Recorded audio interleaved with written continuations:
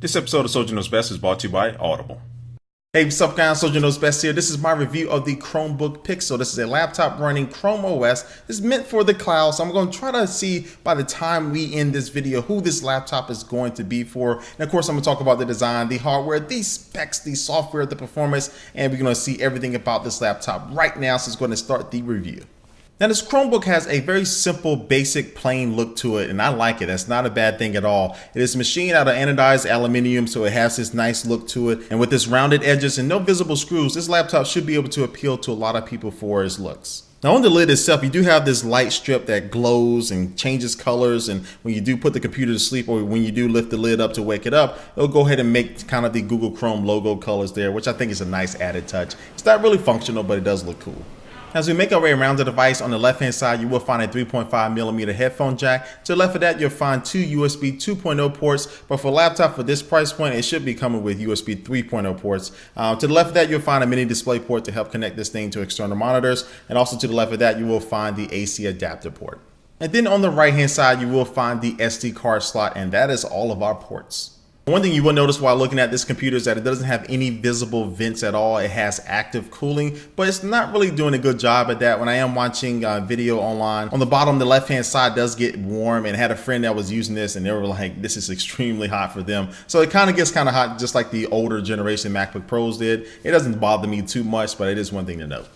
Now you don't fully get to see the beauty of this laptop until you flip up the lid and take a look at this beautiful 12.85-inch display that has a 3:2 aspect ratio. So it's definitely going to be a smaller screen than most laptops in this category, but it makes up for it in the quality of the screen itself. It has a resolution of 2560 by 1700 and has 239 ppi, that's pixels per inch. And all this makes for a really good first impression when you do first take a look at this screen. And take note, I've been using the Retina display MacBook Pro now for quite a while now, but I was still impressed by the screen. It's definitely a little bit brighter. The colors just seem a little bit more just more easier to look at, and just a better overall screen than what I saw in the Retina display MacBook Pros. It doesn't blow it out the water by no means, but it does look very nice. Now this display looks so good it makes you want to touch it. Well, thankfully you can actually touch this. This is a Gorilla Glass multi-touch screen, so you can actually navigate it just like a tablet. You can pinch and zoom on certain images, or if you're in Google Maps, you can scroll up and down web pages, you can tap around, you can fully navigate this computer just by using touch. And I'll quickly wrap up my touchscreen experience just by saying it is usable. Now, when I did remember to use it, I was able to, again, just to scroll up and down web pages, or I just tap and hold anywhere on the screen to activate the right click function. And it was just kind of a joy to use. It basically like having a tablet there when you needed it or when you wanted to use it, but still have that laptop functionality ready to go whenever you want to switch to it. So the touchscreen is a plus. Now, for most of the times, you're not going to be using the touchscreen, and you're going to be using the multi-touch glass trackpad that's at the bottom here. And right above that, you will find probably the nicest keyboard that I've used in a very, very long time. This is a backlit keyboard, so you are working at nighttime or in the dark, you'll be able to still see the keys. And the keys are just really spaced perfectly. They have the right amount of feedback to them. I really love the feel of this keyboard. At the top, you'll find a whole bunch of function keys. You'll find a dedicated refresh button. You'll also find a full screen button, volume controls, and your power button. All right, so that's a look at the outside of this computer. Now let's going to take a look at the inside. Now this computer is featuring an Intel Core i5 processor, which is going to be dual core at 1.8 gigahertz, and also has Intel HD Graphics 4000, which is going to be integrated graphics. That also comes with 4 gigabytes of DDR3 RAM and also a 32 gigabyte solid state drive. So you may see that the storage capacity is definitely low, especially again for a computer of this price point. But the Google does throw in 1 terabyte of usage with Google Drive. That's going to be free for 2 years. And again, this is a cloud computer, so you're not really meant to have a whole bunch of local storage on it. Also on the inside, you will find Bluetooth 3.0 and also dual band Wi-Fi. And the version I'm reviewing right now is the Wi-Fi only version. They do offer another version that has Verizon LTE built inside of it alongside GPS. Now, as far as the battery, Google says you should be able to get about 5 hours of active use. And I would say in my testing, it was right around that. I sometimes got a little bit lower than that. Sometimes I got a little bit more than the 5 hours. And real quick, I'm just going to hit on the built-in speakers and say that these speakers are loud. They even have a little bass to them as well, which is a nice touch. So the speakers are definitely a plus on this Chromebook Pixel. So that's all the hardware. Now it's going to take a look at the software. So this laptop is running the Chrome OS, which is basically like the Google Chrome web browser, but it has a couple different enhancements to make it feel a little bit more like a desktop OS. And now, since this OS is pretty lightweight, it's not too much going on with it, and you combine that with a solid state drive, the boot up times, the shutdown times, and just waking up from sleep are just blazingly fast.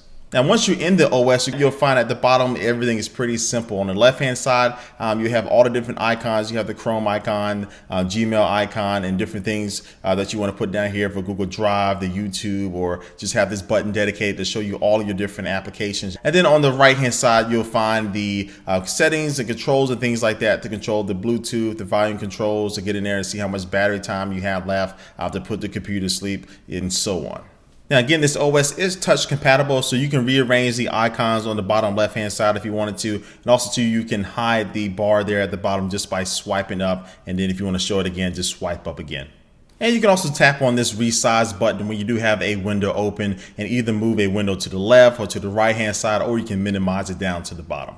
And just take a look at the applications. Built in, you'll find all the standard apps from the calendar application, Google Docs, Google Drive, Google Slides, things like that. Now, when you want to install other applications like games or productivity apps or Twitter apps and things like that, you need to go to the Chrome Web Store. Now, every application that is inside this web store is not compatible with this Chrome OS laptop, but most of them are. So you'll find the standards like Angry Birds and different games like Cut the Rope and stuff like that. Then also you'll find Picasa, you'll find the Weather Channel application. I mean, you'll find a lot of the core applications that are on basically every platform right now on the Chrome Web Store. So again, just to be clear, you're not going to be installing Call of Duty or Photoshop or things like that on this laptop. You're going to be living in the cloud. But again, my experience with this laptop, with everything just being up there in the cloud, was pretty enjoyable. I mean, as long as you have an internet connection, you're not going to really feel disconnected at all. Now, you can do some things offline, but again, you're meant to be on the internet. And now I'm going to wrap up this review of the Chromebook Pixel. Now, who is this laptop for? I can honestly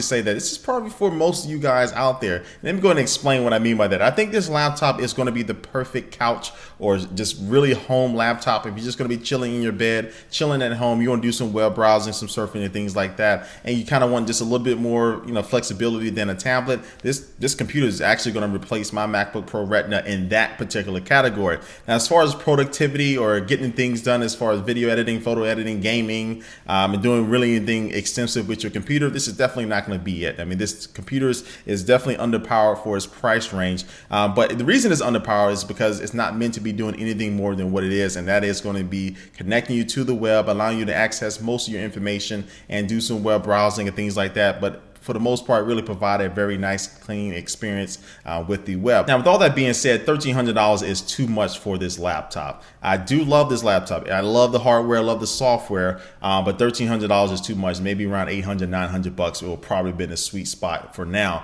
But a lot of people are kind of saying this is going to be the laptop for developers, for Chrome OS and things like that, which I can see that. But if you are, for some reason, willing to spend $1,300 on this laptop, I don't think you'll be disappointed if you know exactly what you're spending that money on. But this laptop is going to be something I'm going to keep personally, and I think it's just a really solid machine overall. I just want the price to come down a little bit, and hopefully it will in the future. So anyway, guys, it's been my Chromebook Pixel review. I want you to leave a comment down below what you think about this laptop. Is this something that you would buy, something that you want yourself? But before I do officially in this video, guys, I'm going to take one last look at our sponsor for this video.